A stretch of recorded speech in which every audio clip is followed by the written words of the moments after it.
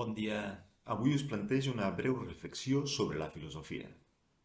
La filosofia és un saber necessari pel nostre temps perquè, precisament, necessitem més que mai un saber que intenti reflexionar. Ens està reclamant l'ordinador, ens està reclamant el telèfon mòbil, ens estan reclamant contínuament. I ha de ser un espai per a la reflexió profunda i amb serenitat.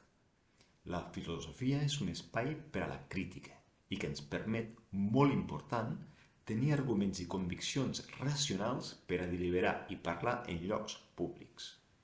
I última idea de reflexió, la violència no resol res.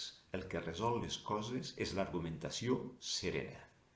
Per argumentar fa falta estar disposat a donar arguments quan algú planteja alguna cosa, que no tothom hi està disposat, però també a escoltar els arguments dels altres, que tampoc tothom està disposat a escoltar-los.